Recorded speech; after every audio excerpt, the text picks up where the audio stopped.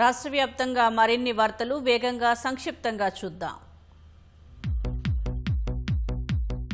క్రిస్టియన్ల సంక్షేమం, ఆర్థికాభివృద్ధికి రాష్ట్ర ప్రభుత్వం ప్రాధాన్యతనిస్తోందని మైనారిటీ సంక్షేమ శాఖ మంత్రి మహమ్మద్ అజారుద్దీన్ తెలిపారు. క్రిస్టియన్ల కోసం కుట్టు మిషన్, మోటార్ బైక్లు, ఈ బైక్లు వంటి పథకాల కోసం ఆన్లైన్ దరఖాస్తు ప్రక్రియను మంత్రి ప్రారంభించారు. ఇవాళ్టి నుంచి ఈ నెల 18వ తేదీ వరకు అర్హులైన క్రిస్టియన్లు ఆన్లైన్లో దరఖాస్తు చేసుకోవాలని సూచించారు.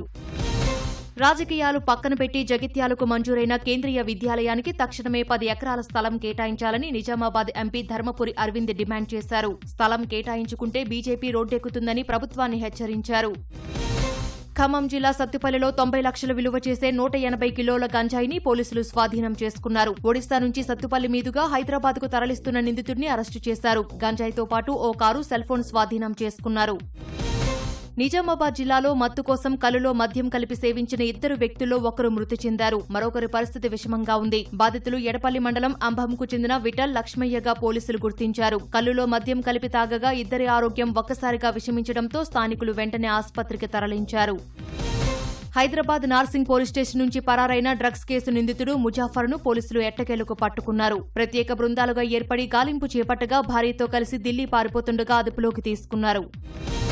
హైదరాబాద్ నారాయణగూడలో 7,70,000 నగదు చోరీ కేసును పోలీసులు 48 గంటల్లో ఛేదించారు. కార్పెంటర్ దీపేష్ ఖతిని అరెస్టు చేసి నగదును స్వాధీనం చేసుకున్నారు. దొంగతనం తర్వాత అనుమానం రాకుండా యథావిధిగా పనికి వచ్చాడని పోలీసులు వెల్లడించారు.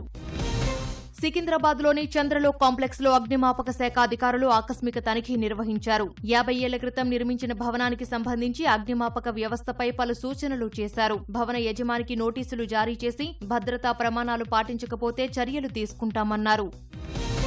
ఇంటికి కాపలాగా ఉండే వ్యక్తి పొరుగింటికి కన్నం వేయగా సికింద్రాబాద్ అల్వాల్ పోలీసులు కేసును ఛేదించారు. నిందితుల నుంచి 20 లక్షల విలువైన 13 తులాల బంగారంతో పాటు 330 గ్రాముల వెండి ఆభరణాలను స్వాధీనం చేసుకున్నట్లు తెలిపారు.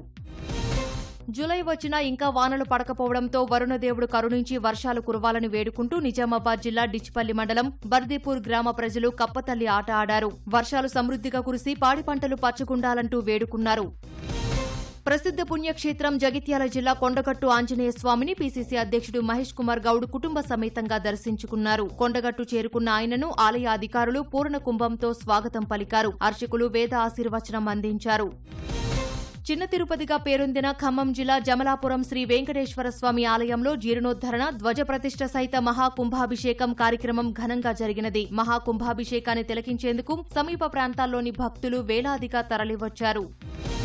రాష్ట్రంలో ఫీజుల నియంత్రణ చట్టాన్ని అమలు చేయాలని డిమాండ్ చేస్తూ పీడీఎస్యూ ఆధ్వర్యంలో నిజామాబాద్లో విద్యార్థులు నిరసన చేపట్టారు. రాష్ట్ర ప్రభుత్వానికి వ్యతిరేకంగా నినాదాలు చేస్తూ పెండింగ్ బకాయిలను వెంటనే విడుదల చేయాలని ప్రభుత్వాన్ని డిమాండ్ చేశారు.